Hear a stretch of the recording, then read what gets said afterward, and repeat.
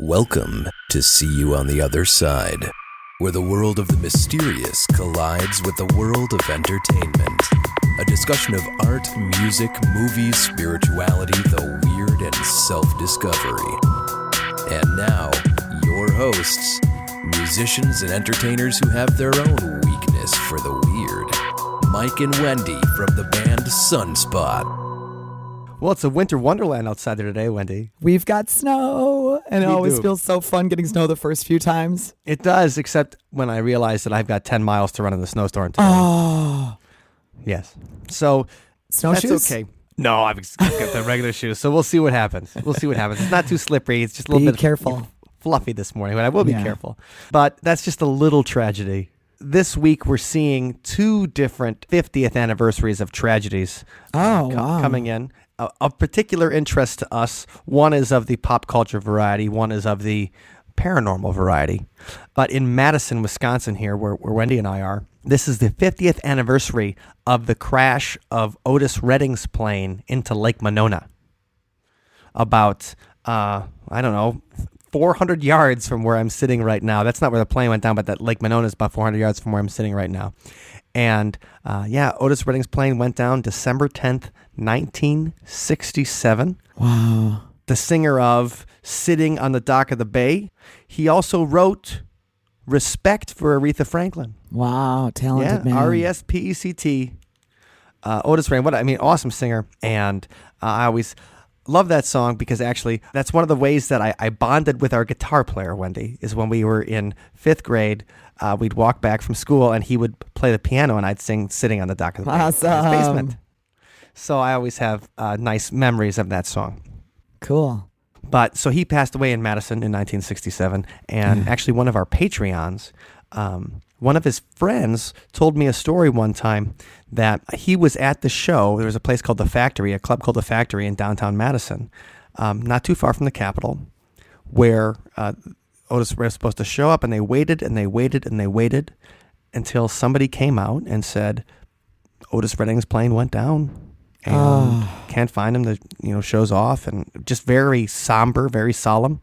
And he said that it was silent as everybody just walked out the doors. Gosh, terrible. I can't imagine. So that's a sad story, a sad anniversary from Very. somebody. He was 26 years old. I was thinking about 26. Oh my gosh, just a child. Right, and to already have written such great songs at 26 years old makes me a touch jealous. It's so sad to think about what could have come out had he lived a longer life. Was his birthday correct? Did he join the 27 club? Is he the thing nice. too, like that so way? Close. And the same era, though, too, the same era, Janis Joplin and Jim Morrison and Jimi Hendrix, that whole same era. Mm-hmm. So Otis Redding did pass away 50 years ago. Yesterday, we're recording this on December 11th, and yesterday was December 10th. But another anniversary coming up this week is December 15th, 1967, and that is the collapse of the Silver Bridge in Point Pleasant, West Virginia. Yes. Now, Wendy, you've been to the Silver Bridge in Point Pleasant, West Virginia. And can you give us any thoughts of your visit? I have indeed. And the Silver Bridge connects, Point Pleasant is in West Virginia, and it's right on the Ohio River. And so the Silver Bridge was the main route to get from Ohio across the river to Point Pleasant. Okay. So you really got to feel for, you can't get to downtown Point Pleasant. The next bridge up to get over the river is pretty far away. So that was the main drag, and that was the route that everybody took who was coming from Ohio. Right now, the new Silver Bridge, the rebuilt one, is parallel to where the old one had been. So you can see, if you look at a map, you can see the two roads that used to connect with the bridge, and then is just a gap where the bridge was. And went and looked at there's a little memorial there. Yeah, it's pretty sad. It's a very, very small town. Real nice people there. Just, middle America, down to earth kind of place. And just to imagine the people just driving home from work, like any other day, and then having that bridge collapse, just the tragedy there is incredible. Well, they don't talk about this in the Mothman prophecies, but I wonder if there's any ghost stories associated with the new Silver Bridge after, because so in Minneapolis, there was a bridge collapse about 11 years ago. Yeah. And there's already some ghost stories associated with the bridge, and it wasn't as many. So 46 people died in Point Pleasant, and I believe 12 people died. Oh gosh. I mean, obviously equally horrifying kind of thing. Yeah. This was a bridge over the Mississippi River that collapsed in the middle of rush hour, like just a nightmare, another structural nightmare tragedy. And maybe it's just in the age of the internet, stories spread faster and everything, or the urban legend mill cranks faster than ever. But there was already ghost stories associated with the bridge in Minneapolis. Yeah. And so I wonder if the Silver Bridge might have some of the same. Yeah, I mean, I do wonder about that. It's such a small town that I think a lot of the people were affected by it because husbands, wives, children of people. In the museum, they had, a story about a lady who had a cafe downtown, and she had lost her husband and child. And just to think of the small community, and I'm sure everybody knew somebody at that time that died on it. So it's just very sad. Well, the thing about the Mothman is that it kind of gives a tragedy some kind of narrative. In the way, because I think about a museum and the statue and the the festival and everything like that for the big Mothman party they have every year. You hate to think, are they just trying to create a tourist destination in a small town out of some tragedy? Because that's really that Silver Bridge collapse really gives it that weight. But at the same time, it helps people make sense of something horrible that happened. Yeah. The Mothman coming to predict it or warn it or be a harbinger of disaster. Right. Our guest today, Loren Coleman, has already written a book on the Mothman in 2002, right around the time that the Mothman prophecies came out. Richard Gere, that stallion. Oh, yeah. It's funny. So I read the Mothman prophecies probably in the early 90s. And we've discussed this on the show before because we've had discussions about the Chicago Mothman and everything.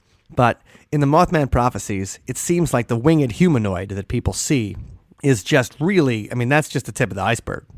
Mm-hmm. And there's men in black, and there's UFOs, and there's strange, strange people who show up and phone calls and everything. Oh, yeah. It's so, before visiting Point Pleasant, I made sure to check out the whole Mothman prophecies book, the audiobook. And I was expecting to get lots of stories about the winged humanoid flying around. And really, it was such a small fraction of what the book is about. And so much more of it is the weirdness and the high strangeness and the alien visitors, So that part of it really surprised me. The Mothman himself as a character, he's maybe the most exciting part of it, but, from a character standpoint. But all the other stuff that went on was just incredible. Well, and the thing is, it's a really great book. If you haven't read the Mothman Prophecies, make sure to check it out. And then we're going to talk about Loren's new book in our interview with the famous cryptozoologist. At least he's famous in my world. Yeah. Oh, yeah, definitely. One of the great, he's probably the preeminent cryptozoologist walking the face of the planet. He's the head of the Cryptozoology Museum in Maine. He's got a nonprofit. And we're super excited to have him on the show. And he's got a new book about the Mothman, Evil Incarnate. And I can't wait to read that book. Right. And the thing is that Loren knew John Keel. He talks about this in an interview. He did press for John Keel when John Keel was not feeling up to it when the movie came out. So Loren did most of the the cryptozoological side appearances talking about the original Mothman Prophecies book and whatever when the movie came out in 2002. So he's intimately familiar with it, written a different book on it, and he's come back to learn that the curse of the Mothman, or the evil, or the tragedy that the Mothman seems to foretell did not stop with Point Pleasant. It even continued with the movie, and we even talk about the recent Chicago Mothman sightings, the difference between the new sightings and the Point Pleasant originals, and that's what we get into in the interview with our man, who we first met him at the Milwaukee Paranormal Conference in 2016, and it was just a sheer delight. So we're bringing in Loren Coleman to talk with Allison Jornlin as well, my sister from Milwaukee Ghost Investigations, because she has been going down to Chicago and investigating every single area where the Mothman was sighted. Like, she visits the actual Mothman sighting locations in Chicago. Yeah. She's dedicated a ton of time lately into that. Yeah. I mean, it's dozens and dozens of places. So she goes and she compares the statements that people send in to what's actually there. So it's great because she'll go down there and she'll be like, okay, here's what they said and here's what we see, and tries to give people a visualization of what they would have seen if they would have saw a winged humanoid in the Chicago area. And that's her YouTube channel, youtube.com/Mothman is where you can see her. I mean, there's like 80 videos down there. I mean, she's been to an impressive collection. She's been to all the places who are listed. And we have an older podcast where we actually talk with the people who were getting those reports in of the Chicago Mothman sightings. We'll link to that in the show notes. Yep. So anyway, Allison and I talked to Loren Coleman yesterday about his new book, Mothman, Evil Incarnate. And let's go to it. Loren Coleman is the director of the International Cryptozoology Museum and a Fortean researcher with decades in the field. He joins us here today to talk about his latest book, Mothman, Evil Incarnate, available December 15th. Loren, thank you for joining us today. It's great to be here and to be alive. Yay! Yes. It is great to be alive. Of course, for us in the north, now, Loren, you're even further north than we are. Right. We're in Wisconsin, and the thing is, and I actually wanted to get a little bit of biographical information out of you because I feel like I've been reading your books for decades, and I don't even know where you grew up. So why don't we start with a little, everybody knows you're a Fortean researcher. I would say probably 90% of the people who listen to this podcast have seen your name on a book spine, if not have purchased said book. So I think it'd be good. What's your elevator pitch? Where are you from? Well, I was born in Norfolk, Virginia, because my father was in the Navy. I was born the same general 10-day period when Roswell happened. So it was a very weird week in 1947. But then my family moved almost immediately within 3 weeks to Illinois, and I grew up in central Illinois and Decatur, Illinois, which was Macon County. And, didn't really go to Chicago because Chicago in Illinois is really like a different state to all of us downstaters. Then I did my undergraduate work in Southern Illinois University in Carbondale, and then traveled all over the country, lived in different places in Illinois, lived in San Francisco for a couple years, investigated Bigfoot out there, made a lot of friends, and then came out to Cambridge, Mass., went to graduate school, worked full-time, did my placement full-time, and went to school full-time. And then, I was into wife number 2 by then, and we moved to Maine and got a cabin in 1980, moved to Maine, in Portland, Maine in 1983. And now my third wife, Jenny, and I live up here. We've lived up here. I've lived up here since 1983. So I really, actually, since I moved to Massachusetts in 75, I've actually lived in New England as long as I've lived in Illinois now. So this is what I heard, just to recap. You were born in 47, but unlike other children who are brought to their parents by a magical stork, you were dropped off by a UFO. Do I have that right? Actually, I've never said that version of my story, so you totally made that up. But I noticed whenever you called me that your phone identified where you were in Wisconsin is a very famous city for ghost elephants. Oh, it's talking about Baraboo? Yes.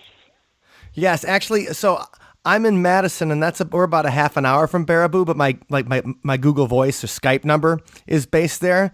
But yeah, Baraboo, we just went and did like a haunted ghost hunt there. And for those of you guys that don't know, Baraboo, Wisconsin was the home of the Ringling Brothers Barnum and Bailey Circus.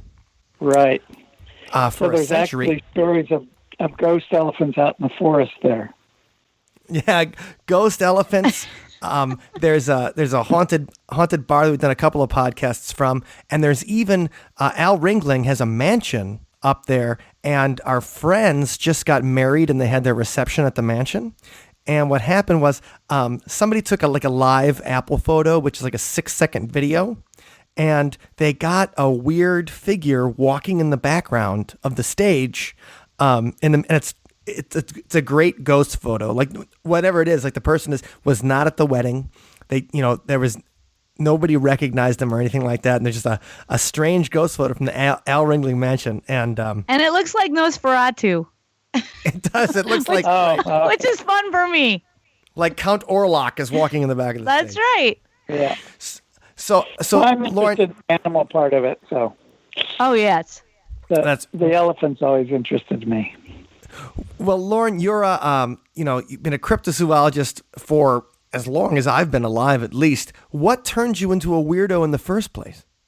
Well, in the 1958-59, I was reading the books of Charles Fort. So I was already set up. I was reading Roy Chapman Andrews and, other kind of explorers, Raymond Dittmer, people that would go out into the field to be interested in whether it was the Gobi Desert or reptiles or whatever. And then Charles Fort really started expanding my world as far as the unknown. But the real incident that really turned me into a cryptozoologist was in 1960. In March 20th, 1960, I saw a movie called Half Human. That's the American name of a longer Japanese name, a Japanese movie. It was done by Ishiro Honda, who's the same guy who did the very famous movie Godzilla. The second film was called The Monster Snowman, or translated into America, turned out as Half Human. And I saw this movie. It was about the Yetis. It was in the mountains of Asia. I went to school the next week, and I said to my teachers, what is this about the Yetis? Nobody's, I've been reading all these books, and what is it? And I got 3 answers from my teachers. They don't exist. Get back to your studies. Leave me alone.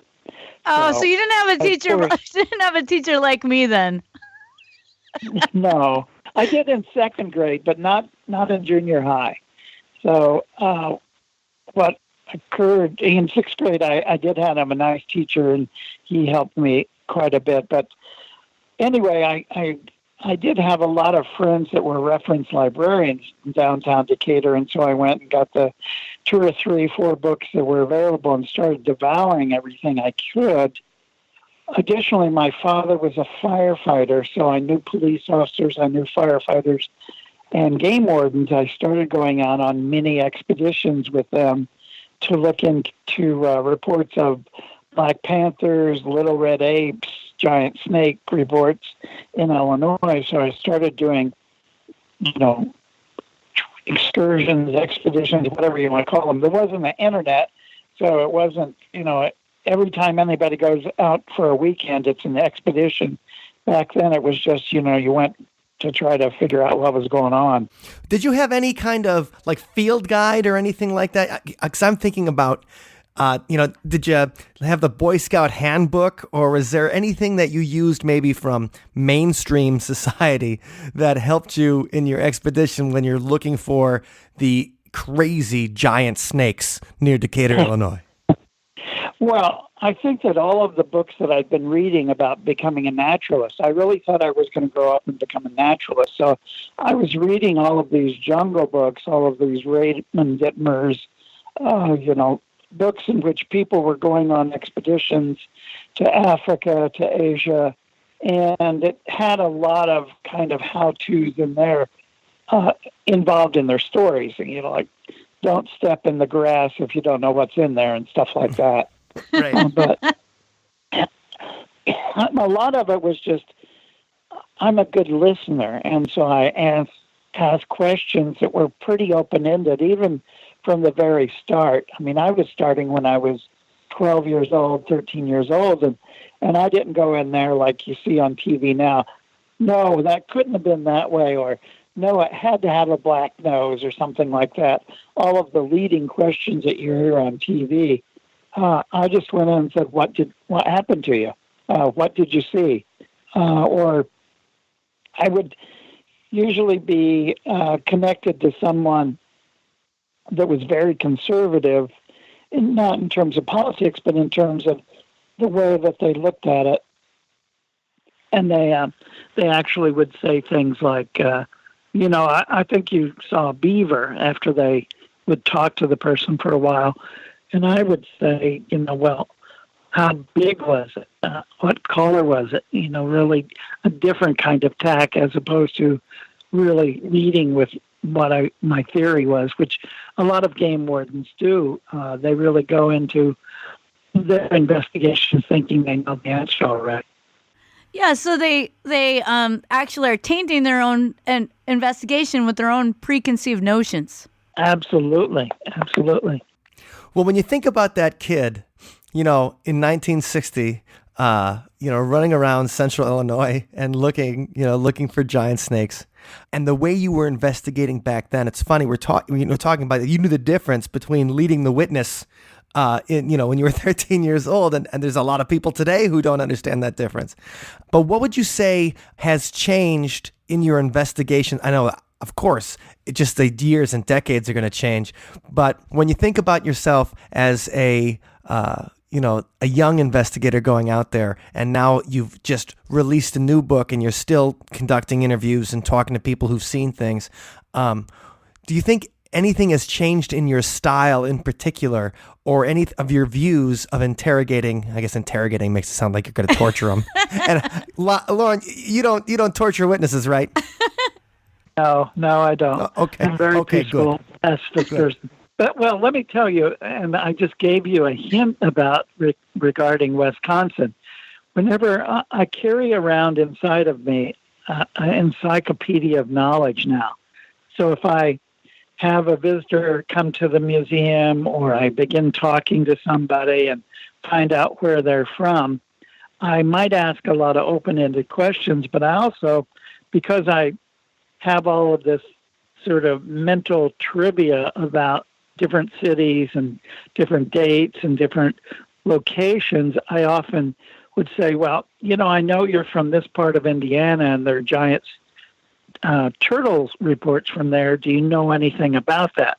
So I might lead with past information that I already have. And that started pretty early. By the time I was 5 years into cryptozoology, I had already, what I did when I went to college is I hardly ever went to class. I would go hitchhike around the country. I'd go out all over southern Illinois and Indiana and Missouri, Kentucky, investigating cases, because who needs school if you can do that, right? That's right. And so I started noticing, and I used to clip articles like mad. Back in the day when we all used to actually get newspapers and clip them out, there wasn't Xerox machines, believe it or not. There wasn't, the internet, and there wasn't emails. It was all about physical newspapers and letters. I used to have 400 correspondents, and every time I went to my mailbox, it was like Christmas, because I might get 40 letters in a day with clippings in them from people that I was trading clippings as Fordians around the country. And that kind of database in my brain started leading me to go to certain places that I knew, kind of like what ghost hunters do. I did that with cryptozoology, or with reports of strange animals. And so my investigative style evolved from just being open-minded to also being open-minded, but also homing in on target areas or target locations, and even knowing what years were more active. And so I might go to a location, go to a newspaper office and say, do you have a file from 1944 in Lebanon, Pennsylvania? Because I know there was a lot of mystery cats around, and I'm trying to dig into see if they were more reports. So that's kind of what started happening for me. So what I love there is the inferences that you were like, and that's the idea that you have such a database, you start associating things right away with other stuff it could be related to. And that's why we need to upload your brain so we need to call Raymond Kurzweil and get the singularity going today, because we need those associations in the future of cryptozoology. Allison, you had a question? Yeah, and as I think most of the listenership knows, I'm a fourth grade teacher, and so lots and lots of kids are really into cryptozoology and just looking into the mysteries of life, really. And so I, as an elder in this field, Loren, what can you suggest for kids like you? I mean, that are looking forward to a future of investigations. I mean, what can you suggest to them now as a future path? Well, it's interesting. I just went up to northern Maine and gave lectures to 300 kids that were all gifted kids from several communities. They had a big gifted, male and female kids came over, and I talked about being inspired, not being, a lot of kids who are gifted or different, or, I'm not afraid to say nerdy, when they're growing up, are kind of the ones that may be targets for bullies. They may be targets for teachers that aren't as good as you and really are unaccepting. A lot of the education system is really to try to get kids to go between two black lines. And so these kids that I was talking to up there, and a lot of the children and youth that I do talk to, it's about really following their passion, following their patience, and not giving up. A lot of people, like, for instance, my book, Cryptozoology A to Z, and it actually got the youth librarians award from the ALA in 2001 because of a lot of resistant readers love the book because there's 200 entries. So just taking small bits of information and having 200 entries in the book, then looking which one interests you. If it's giant dinosaurs in the Congo, then read more about that. Just because somebody says cryptozoology and points you in the direction of Bigfoot, that doesn't mean that's the one that's going to get your passion. So I do a lot of pointing people to really explore what interests them, and also to really understand that you can do things in your own backyard. You don't have to go to Loch Ness to study the Loch Ness Monster.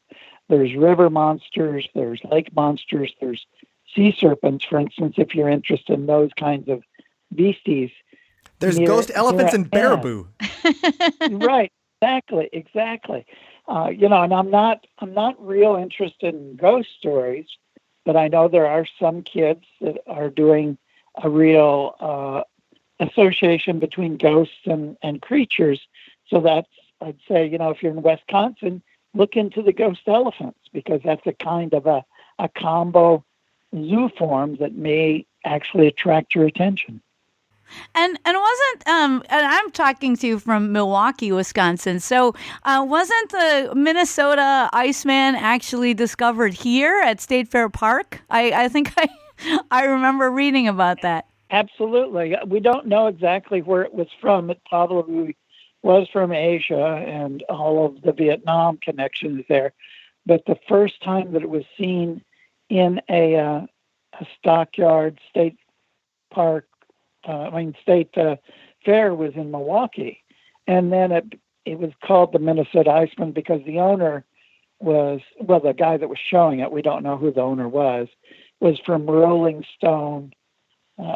Meadow, Minnesota. But it'll always have that connection to Milwaukee that makes it very endearing to Wisconsin. Wait, hold on. Let's get a quick background on the Minnesota Iceman here, because I'm not even familiar with it. And I lived in Minnesota for a couple of years, and I can tell you it's everybody's a Minnesota Iceman when it hits December. Well, last year I did a huge afterword to Bernard Heuvelmann's book on the Minnesota Iceman. And what occurred was in probably 66, 67, a showman who used to show antique tractors was approached by a mystery millionaire who had brought into the country, probably illegally, a frozen body of a Homo erectus or a Neanderthal man, and began showing it around. Supposedly, he was someone that was a Christian who wanted to test whether or not people would accept the possibility that there were creatures like humans, but very quote unquote primitive, that were living at the same time as us. So he wanted to show it around. He didn't really want to give it to scientists. And so what occurred was Ivan was being visited by Bernard Heuvelmans from France in New Jersey, and they heard about this from an individual who lived in Milwaukee who had seen it, tried to get his anthropology professor interested, and his anthropology professor just, diminished the idea and poo-pooed it and everything. So Sanderson was called. He got in his car with Heuvelmans, and they came out and they found where the exhibitor was in Minnesota, and they went and spent 3 days photographing it and looking at it in a refrigerated car on a farm there. And then even though they promised each other they wouldn't publish anything about it, well, both of them broke their word and published as good as they could. With the Frenchman, Bernard Heuvelmans, who was a Belgian, but anyway, he published first, and then Sanderson got very upset and went ahead and published it. Unfortunately, even though he published it in a scientific journal in Italy, he first published it in the Argosy, which kind of diminished it to a lot of scientists over here. Well, as you say, Loren, information belongs to everyone, right? Absolutely. So this is kind of to the world. Yeah, that's right. This is kind of a natural transition then in talking about the Minnesota Iceman, 1966 to or 1967. I couldn't help recognizing that those years also have other significance, right? Pertaining to your latest book. Right. Well, my latest book, which is kind of Chapter 2 of the Mothman story that I wrote about in 2002. Mothman was first seen and given the name in 1966. In November of 1966, there was lots of reports of this large winged creature in Point Pleasant, West Virginia. And then for 13 months, people saw it, over 200 witnesses in the Point Pleasant area. And a lot of people got this sort of, they would have nightmares about something awful was going to happen.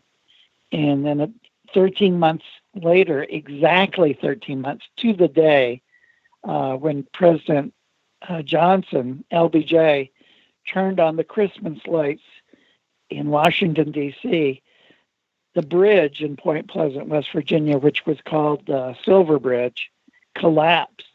And it collapsed with all these cars on it, and 46 people died in the river.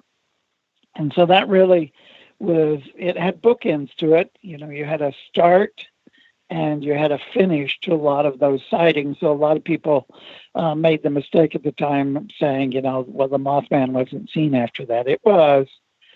But anyway, in 2002, the movie was made with Richard Gere and Laura Linney and Deborah Messing, and became a very famous movie. Not exactly, a Jaws or a blockbuster, but it made enough of an impression. It actually brought the story into a whole new generation, because Keel's book actually came out in 1975.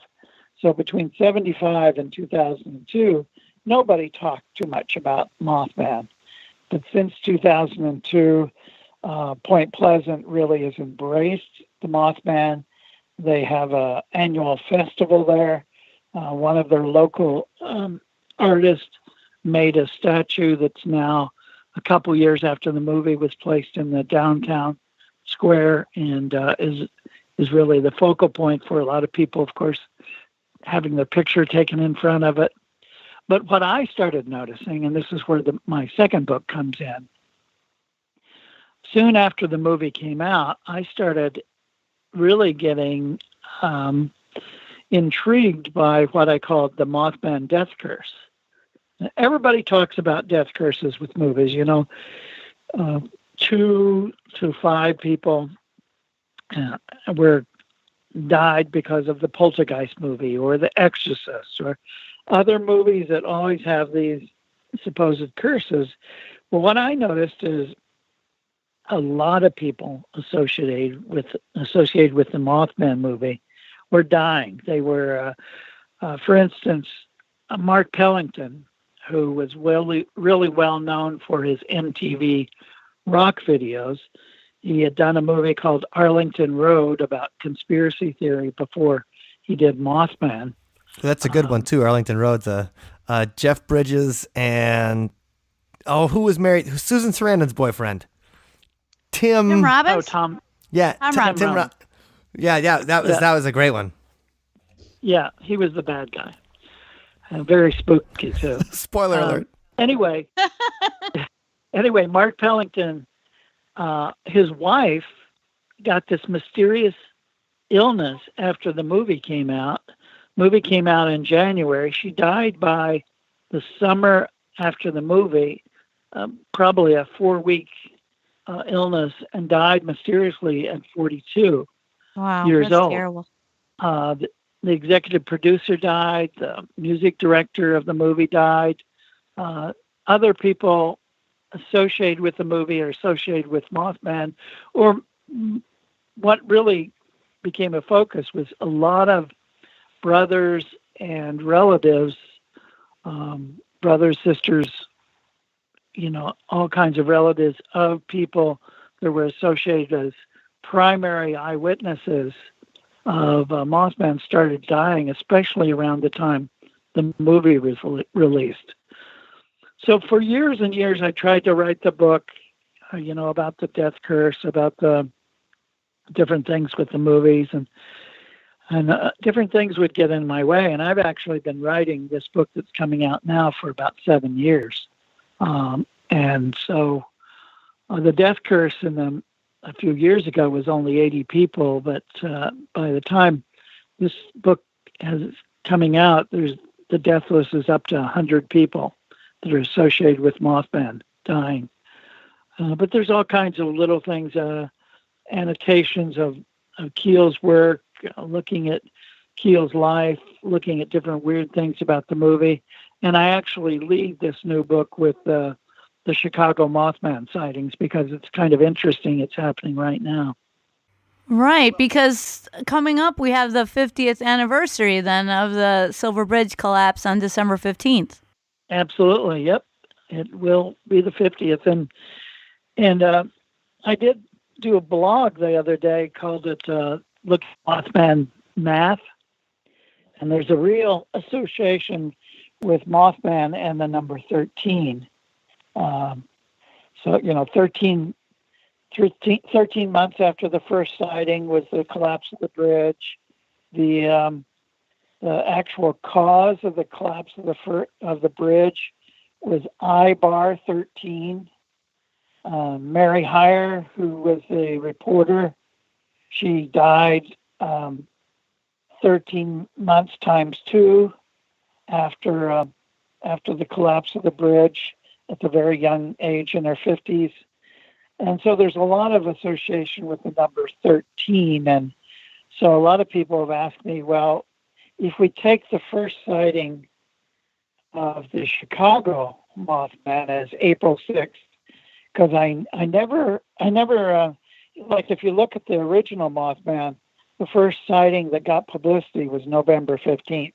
There were other sightings that happened in that area, but like a lot of those, it's only after the first publicity, then people come forward and said, oh, I saw it, back in September. Well, it doesn't matter because you're not the one that said it was the first one. So that I do the same thing looking at the Chicago one. If the first one that got the most publicity was April 6th, even if there were ones, in 2011 or the month before, a lot of people are wondering if in May 2018, May 6th, 2018, will there be a disaster?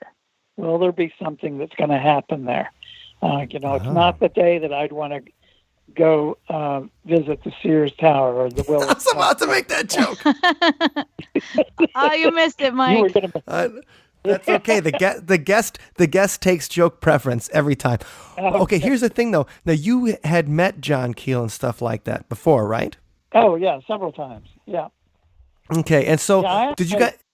Sony Screen Gems came to me to do all the publicity on the film because what happened the year that they were filming The Mothman, John got a cataract operation and they left staples in his eyes. So he technically was blind. So he begged off doing any of the publicity. I did 400 radio interviews in the month that the movie came out for John. So. Oh wow. Anyway. Did people associate the Silver Bridge collapse before John's book, or did he help with his investigation and stuff create the narrative? Well, what happened is the people down there, like Mary, who was a reporter, she's the one that had the dreams of Christmas packages floating in the river. So there was this real foreboding that was going on with the Mothman reports because there was Mothman reports in the fall, UFO reports in the spring. They felt something was happening. And then John would go back to New York and he was talking to his psychic friends and they were saying things like the Pope's going to be assassinated or, there's some disaster that's going to happen. So the movie tries to capture some of that. They don't do such a good job. They actually talk about it more all happening in West Virginia, but it happened in New York. It happened to John. It happened to, through his psychic friends. And so John then wrote the book. He wrote in his book, Strange Creatures from Time and Space in 1970.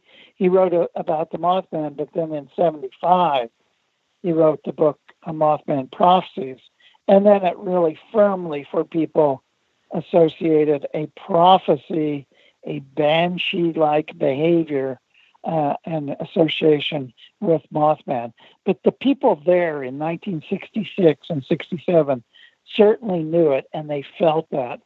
John just putting it all in print made it known to a wider audience.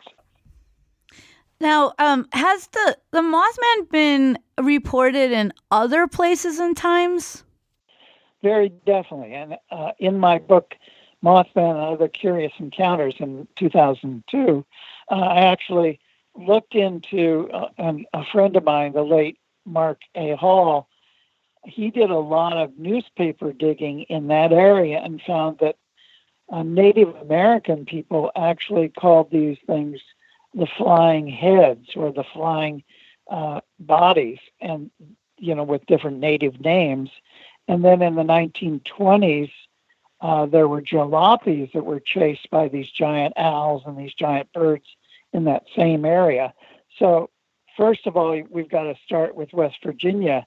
There definitely was Mothman reports there long before the 60s, but also Mothman-like creatures in certainly the Owlman in England was reported, but Sacramento, Mark Travinsky did reports of the Potomac Mothman in the 40s in Maryland.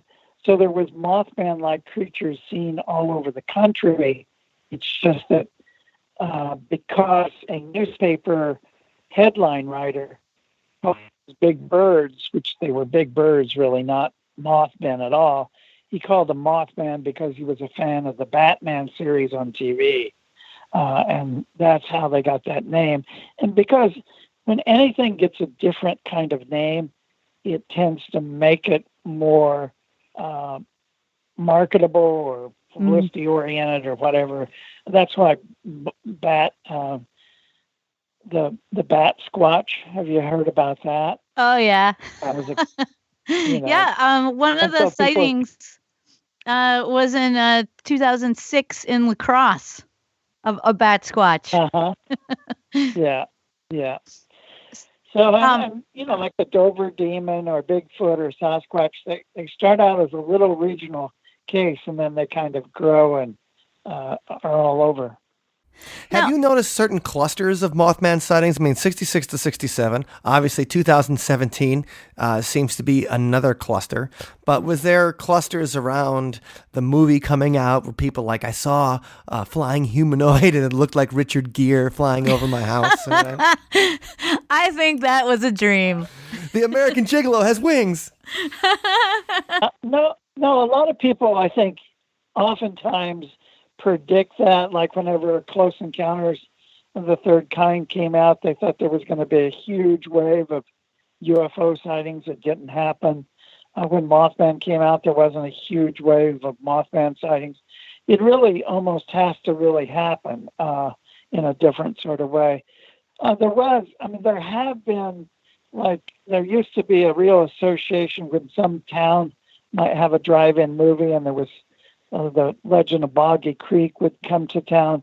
There might be 2 or 3 new Bigfoot reports, but that seems to be the reflective factor when people are actually seeing these things all the time, and then the ridicule curtain kind of comes down and they can talk to their local newspaper person about the reports. That happens to all of us every October. More people write. The news people, the media, pays attention to cryptid reports and strange creature reports around Halloween more than any time of the year. That doesn't mean that they're seen more often then. It's just that people aren't afraid to write about them. Oh, okay. So how did you first start thinking about the Mothman? Because this is the first time I've ever heard about the death curse. And is this kind of why you're calling it Mothman Evil Incarnate? Yeah, I think that looking at the whole evolution of Mothman, when Keel started getting his reports in, because he actually went to that area because he was a newspaper stringer, and he was doing a story about domestic cats that were growing wings. You've probably seen some of those reports. I haven't, but that sounds adorable. Yeah. There's little cats, regular normal cats, grow wings, and they don't fly or anything. They're real little, but they kind of are a genetic weirdness that shows up. Well, Keel started picking up on one that was in the Point Pleasant area, so he said, "Well, I'm going down there. I know there's UFOs being seen up and down the Ohio River, so I'll start reporting on this, and I'll write some stories." Well, he got there, and he found out that people were seeing this Mothman creature and started really getting some of the reports. Well, the early reports were of the big bird. The people would go to the newspaper, and they'd say, "We saw a big bird. A big bird was in the TNT area. A big bird was 6 feet tall and walking towards our car. A big bird was flying over our cars." And so Keel started writing Ivan Sanderson in New York and New Jersey, where he had an apartment and a house. And he said, "Ivan, can you help me with these reports? It seems like it's some kind of cryptozoological thing I don't know about." And so Sanderson said, "Yeah, there's been reports of big birds, sometimes thunderbirds, sometimes giant condors. Maybe he would even say could have been a giant owl, because there were giant owls 4 feet tall in the fossil record in Cuba." And then all of a sudden, a giant Cuban owl. Yeah, a giant Cuban owl. And then the newspaper person put the name on it, Mothman, and it just changed the whole story. So then you had the Silver Bridge collapse. Then you had people dying and having bad luck. And Keel was supposed to do a documentary with NBC. The guy died, who was the guy putting together the NBC white paper. So those kinds of things started happening. And so what I started doing and noticing was that it went from a biological, zoological, cryptozoological mystery to one that became psychological, sociological, and folkloric. When I went down and re-interviewed people in 2001 and 2002, they talked about how Keel would come to their house, he would talk to them, and by the time they were through talking to Keel, they put crucifixes on all their walls because they thought their house was being invaded by demons. Keel was not a ufologist, and by the time at the end of his career, he wasn't even a cryptozoologist.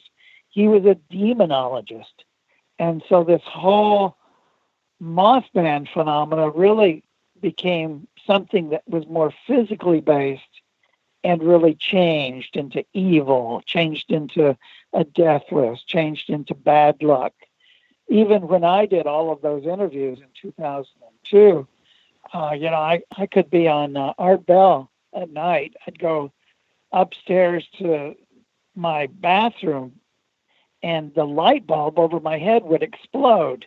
I mean, I was just surrounded by, lots of technical problems and lots of bad luck. And I had to be careful all the time because it wasn't so much that I am superstitious or I thought Mothman was going to get me. I just knew that a lot of people had bad luck around the Mothman phenomena, and I wasn't going to let it get me. But it certainly got a lot of people. Well, that's what I was wondering about, because I was like, you start the book, and you're like, okay, I'm going to call this Mothman Evil Incarnate, and everybody surrounding Mothman has died, and so I'm going to write a book about the Mothman. Wait! Oops. Delete. Like, when did you get to the point where you're like, how do I... so you're like, I'm just not going to let the Mothman get me. But did you ever get to a point where you're thinking, I'm talking to people and I don't know how to mess with this. I mean, how do you protect yourself against one of the greatest of unknowns? Maybe it's because I'm a vegan. No. It is. That's right. We're impervious. You're creating evil. all that good karma. Well, I try to, I really do. And I don't talk about it in the book, but I have a younger brother that died during the making of the book, through the writing of the book. My mother died, during all of this. I've been surrounded by bad luck, by divorces, by, I fell and broke my back. I've been in and out of the hospital. I let all of that happen without it stopping me.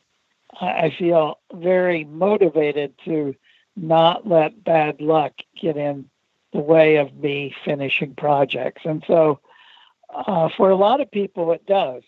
For a lot of people, bad luck, tragedies get them off track. For me, it's just kind of normal.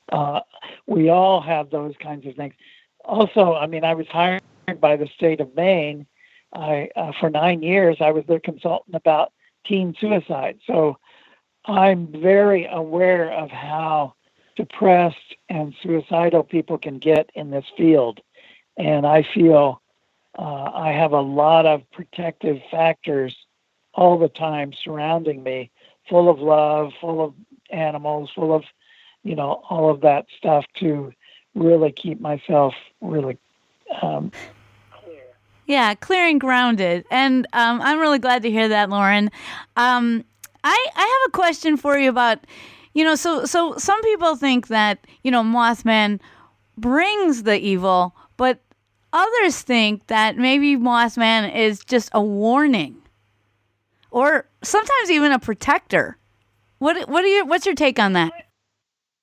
I'm not sure, and I am a little upset with the Mothman Prophecies book and movie because it's created a mythos that is much more exaggerated than there is. This whole harbinger of evil, harbinger of death, almost as if Mothman is some kind of marker. In the movie, they talked about Mothman being seen before Chernobyl, Mothman being seen before hurricanes. That was all totally made up. Right. And John Keel and I did as much as we could to talk in our interviews, and of course I did more than him, that this was all movie myth and that we can't get distracted. So what I've seen is more there's a real association in time and place when Mothman and some of the evil and some of the deaths certainly happen. I'm not actually stupid enough to say there's a cause and effect. I mostly say I don't know. Yeah. That you don't have a lot of Bigfoot reports connected to a lot of dead people. You don't have a lot of even Thunderbird reports associated with death like you do with Mothman. There's something different that's going on with the whole Mothman process. You don't have giant snake reports and death, You have Mothman and death. Right. Well, I wanted to ask about a case that I just learned about recently, and I haven't looked that far into it, but I thought you might be familiar with it. It's from 1978, I believe, called the Freiburg Shrieker, and I wondered if you had heard about that case where, this Mothman-like creature actually prevented miners from entering a mine. They were on their way to work, and this very foreboding creature is blocking their entrance to the mine and shrieking. Have you heard about that case at all? No, I haven't. Freiburg, what state? Pennsylvania? The Freiburg Shrieker from 1978. And so, all right, so these miners, they're... What state? That was in Freiburg, Germany. Oh, okay. No, I haven't. Yeah, so it's one of the foreign reports. But I why I'm picking it out right now is because these miners were on their way to work. And, they're about to enter the mine when they see, this dark, like 7 foot tall winged creature in front of the mine shrieking at them. And they said the shrieking sounded like a train brakes, I think. And so they were very frightened by this, and of course, stayed in the distance. They were like, we gotta clock in, but oh no, there's a monster. What do we do? So they're just loitering outside the mine, trying to do whatever cleanup work they can until it departs. And then it effectively prevented them from going in, and an hour later, the mine collapsed, and because it impeded their entrance, they were saved. That's great. Good story. Yeah, and it's interesting. The Mothman in West Virginia is reported to sound like a giant mouse. Oh, squeaking like a giant mouse. Yeah. So it's the Point Pleasant Squeaker instead of the Freiburg Shrieker. What interests me, and maybe you know about this because I know you have investigated the Chicago Mothman.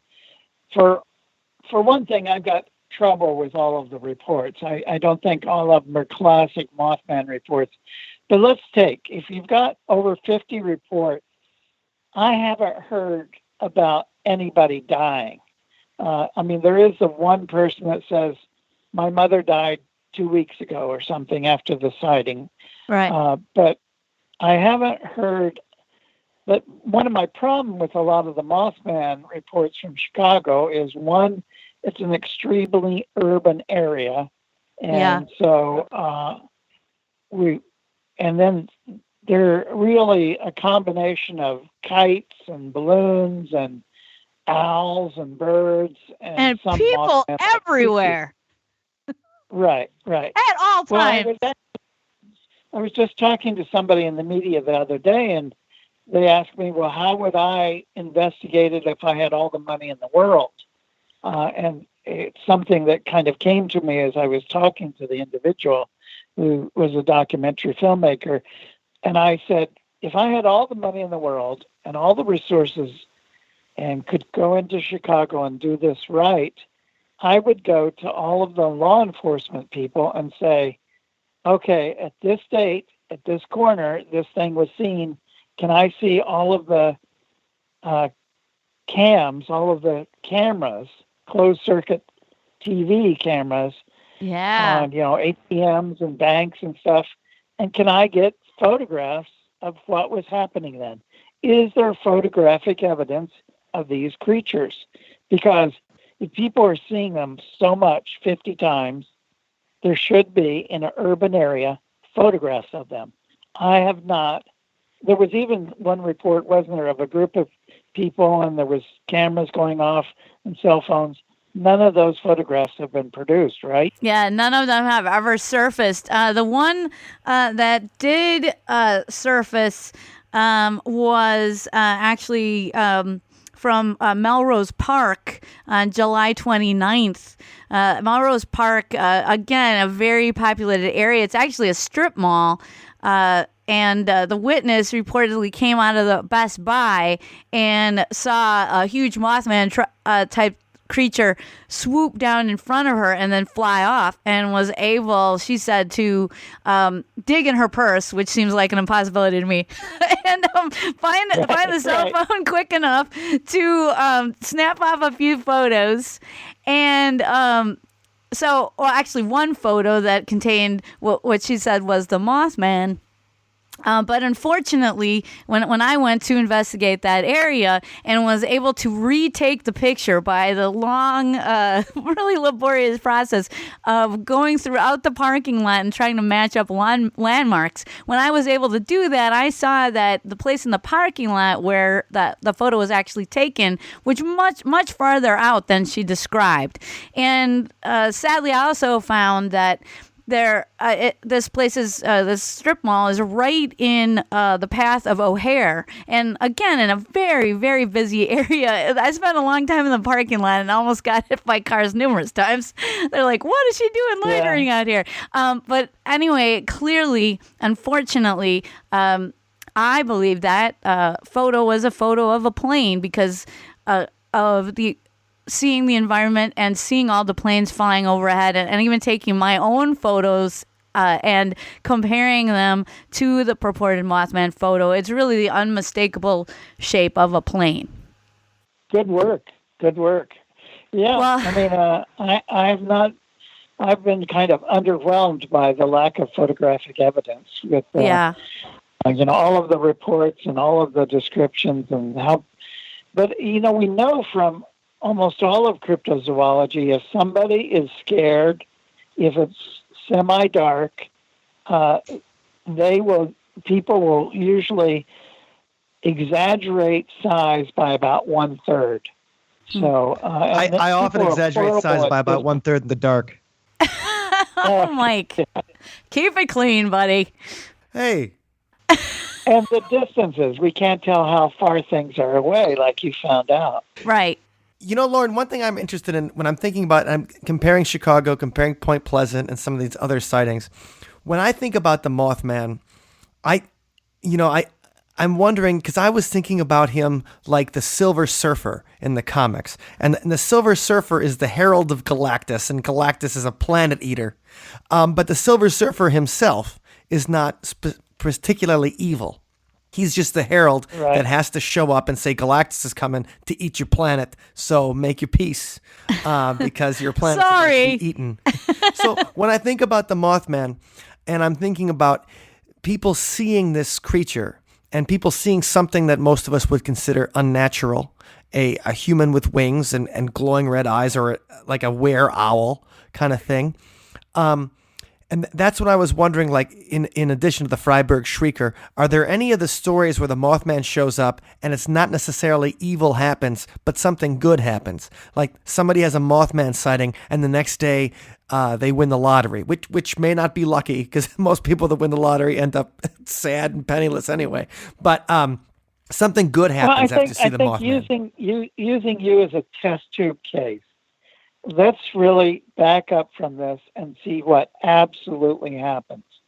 People put their own projections on a creature that's outside of them. It may be evil, it may be good, but if we take the position we really don't know and we just look at the data, over and over again we can find good and evil in all of this. It just so happens that with regard to Point Pleasant, almost all of the stories are evil. Almost all of the stories are tragedies. You have people that put themselves in mental hospitals. Linda Scarberry, you have Marcella Bennett, who lost her kids to death, to suicide. So there's lots of stuff that's going on in Point Pleasant that seems to be very negative. You don't hear the lottery stories or, somebody died and they got an inheritance and a new car. You don't hear those about Point Pleasant.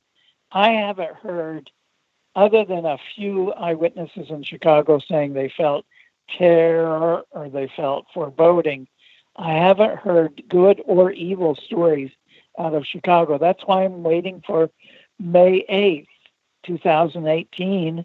Is there going to be a building collapse there? Is there going to be a plane crash at O'Hara? Hopefully I won't be flying into there. But, we don't know what's going to happen in the future, and we haven't an association yet with the Mothman in Chicago being evil or good. But because we already have the Mothman template from Point Pleasant, most people are expecting evil. Well, and speaking of templates, the other thing that distinguishes the Chicago sightings, well, there's multiple things that distinguish the Chicago sightings from the Point Pleasant sightings. One being that in Point Pleasant, so many witnesses actually came forward publicly, whereas in this case, we have one that I know of. There might be a couple more that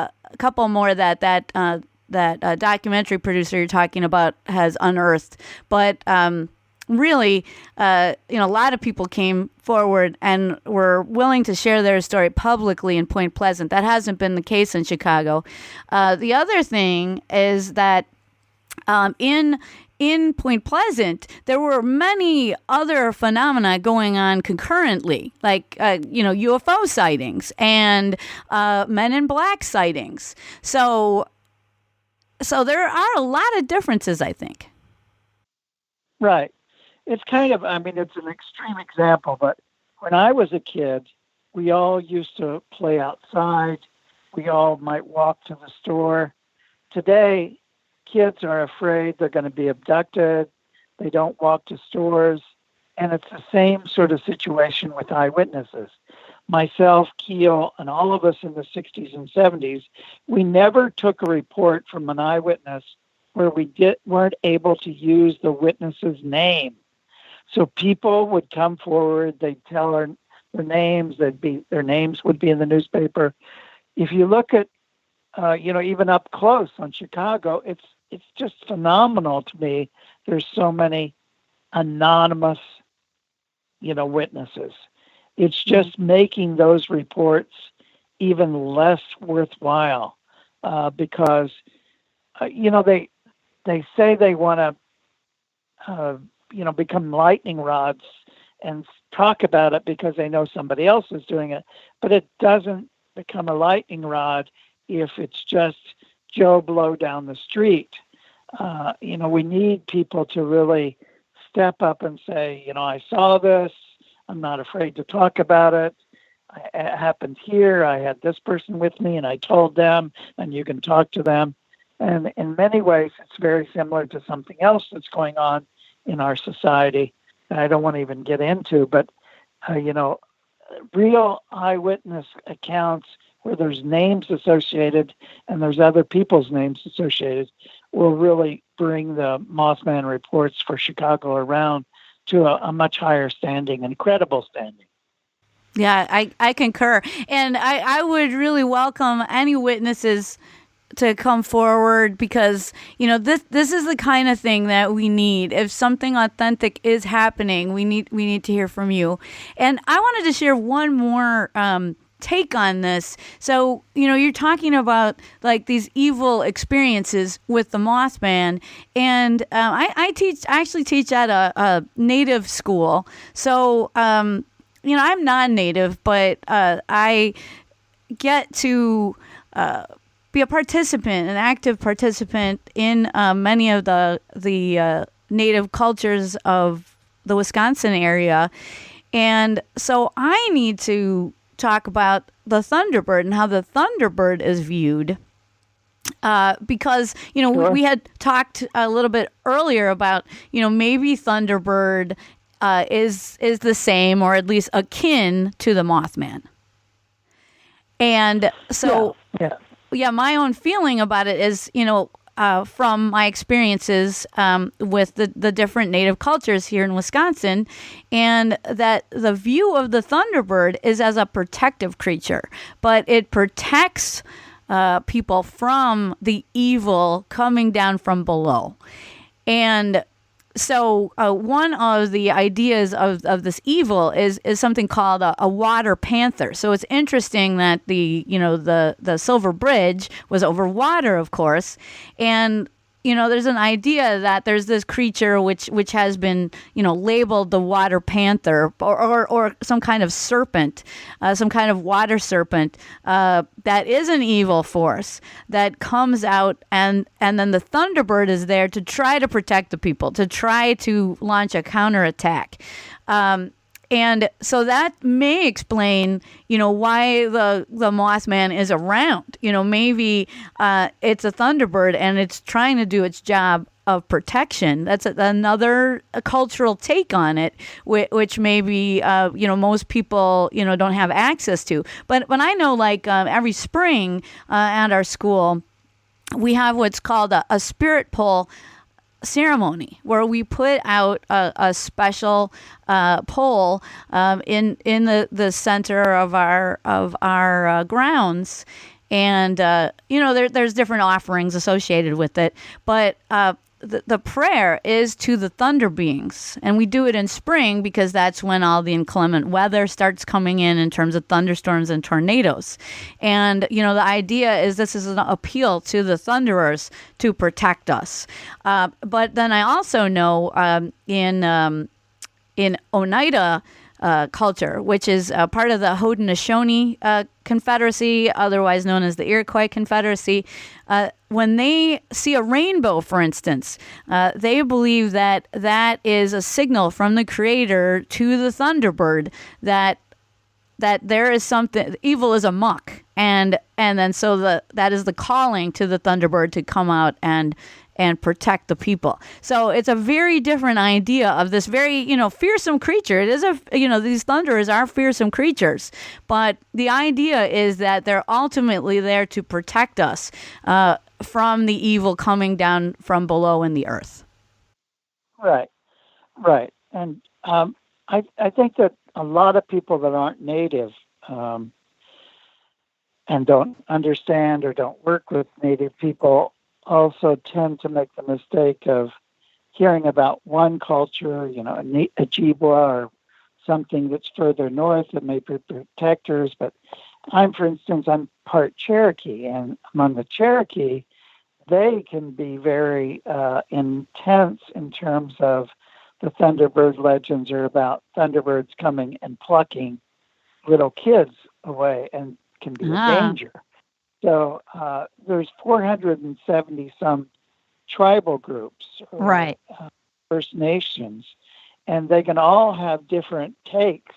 Just like I was saying to your brother, if your brother immediately thinks about the Soul Surfer as his association with, Mothman and Thunderbirds, well, among different Native peoples, some are, forgiving, but others can be very dangerous. So I think we have to be careful. It's just almost really a Rorschach test about what culture or what people might think about these creatures.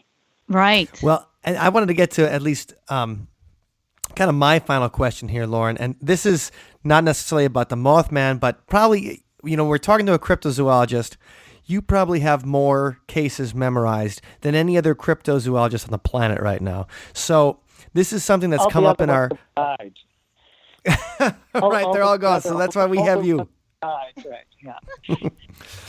But, one thing that comes up a lot in our discussions, and something that I had never entertained before we were talking about on the podcast, is that the idea, a lot of times when people see these cryptozoological creatures, I had always saw them as just physical, real creatures that we just haven't discovered yet in all these situations. If it's a Loch Ness monster, there's just an animal in Loch Ness that we haven't discovered yet and haven't, quantified yet.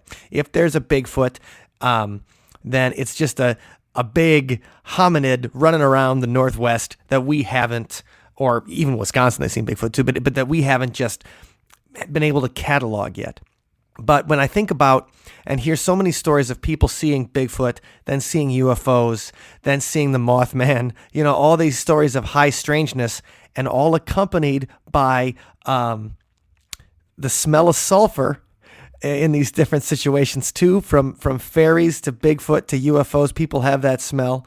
Then it seems like people are encountering something otherworldly, maybe not otherworldly, but just something out of our comprehension, and we're putting the shape to it. We're putting it as a UFO, we're putting it as the Mothman, we're putting it as Bigfoot.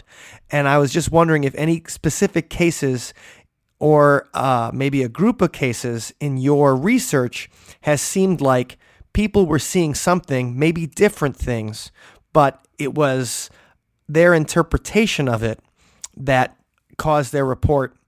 Like maybe they were all seeing the same thing in reality, but in their heads they were seeing something different. I don't know if I was getting that across clearly.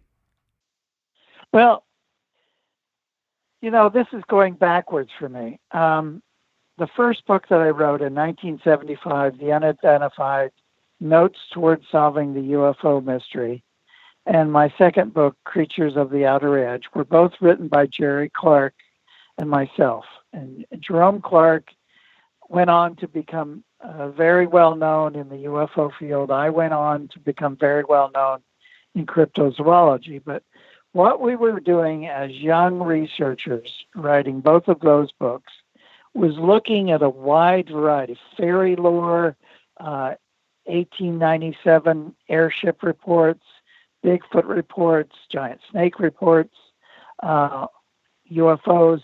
We were looking at all of those in terms of, was there one organizing, unified theory that we could explain everything with? And we came up with this real, useful idea of looking at Jungian psychology and the collective unconscious, a planetary collective unconscious. We were friends of Jacques Vallée and John Keel, and we were all tossing around these ideas. And Jerry and I have both rejected those, but it was a way to look at high strangeness during the 70s. A lot of people were writing about high strangeness. And somebody in Italy would talk about alien that had blue blood. And in South America, they were talking about little hairy mean creatures. In other words, what we were seeing was a real cultural reflection of the phenomena through the lens of the eyewitnesses. And you can do that all you want. You can do that until you're blue in the face. And it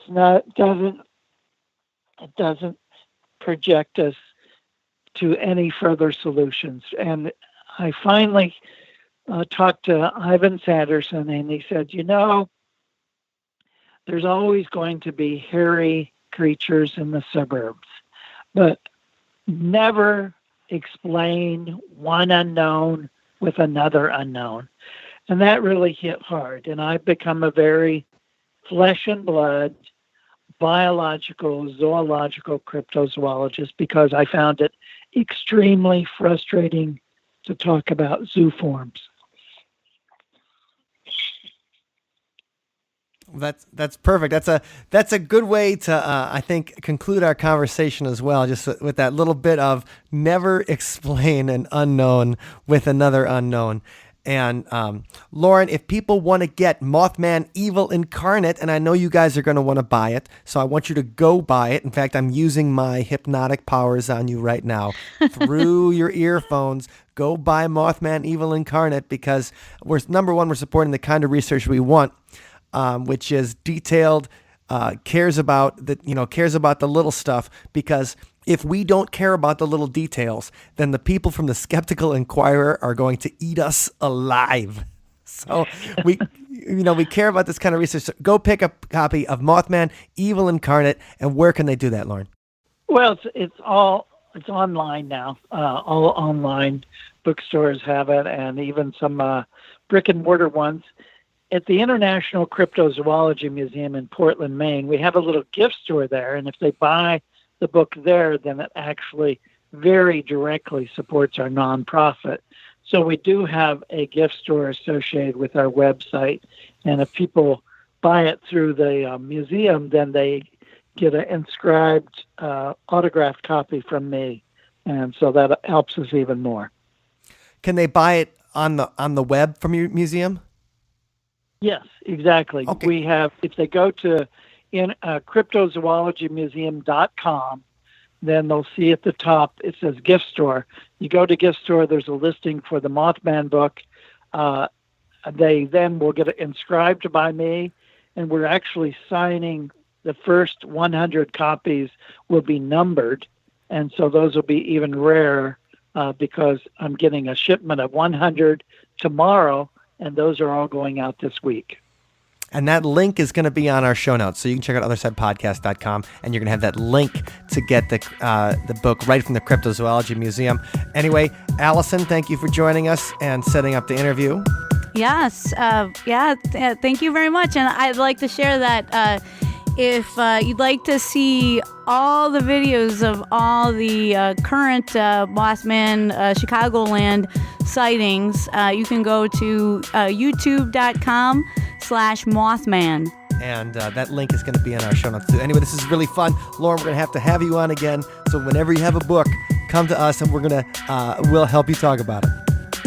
Well, thank you for your support, and it really was nice talking to you guys today. It was a great time. Thank you very much, and check it out, OtherSidePodcast.com, for the links to get that stuff and see those videos. Wow, well, there you have it. Yeah, the Mothman, Evil Incarnate. Oh my gosh. And I really cannot wait to read that book.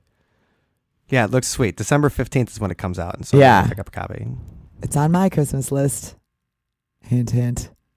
Well, maybe if you're good this year and not naughty like usual, Santa will bring it instead of a lump of coal. All right, I'll be extra good the next couple weeks. Yes, I think you should be. Now, you said there's a video of you watching the Mothman prophecies?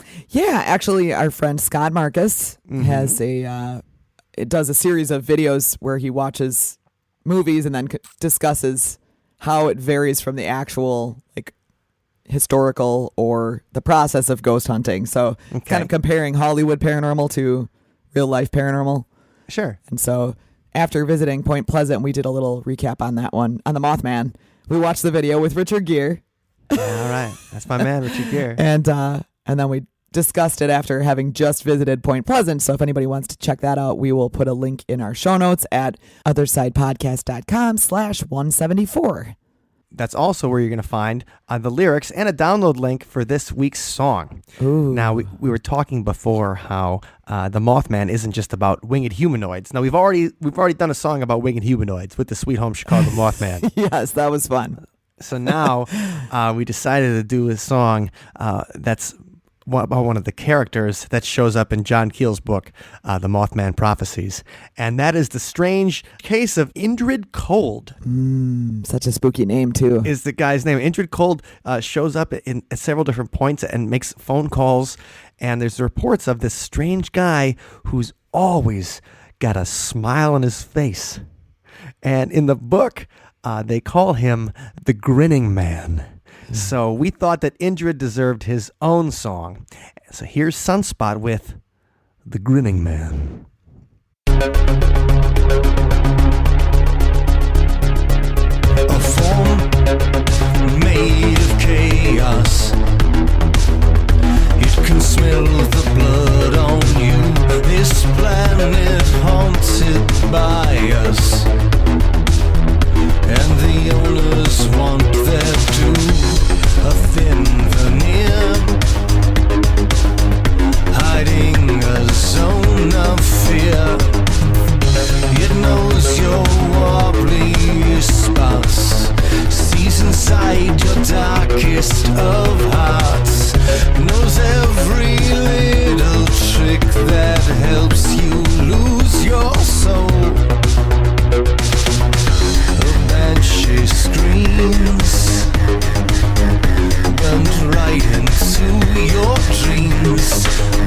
black wings flutter and red eyes look about, you'll see the grinning man when the lights go out. Then the telephone rings, there's no one at the end. You'll see the grinning man when the lights go dead. It knows your wobbliest spots, sees inside your darkest of hearts. This planet haunted by us, the owners want their due. A thin veneer hiding a zone of fear. When the black wings flutter and red eyes look about, you'll see the grinning man when the lights go out. Then the telephone rings, there's no one at the end. You'll see the grinning man when the lights go dead. When the black wings flutter and red eyes look about, you'll see the grinning man when the lights go out.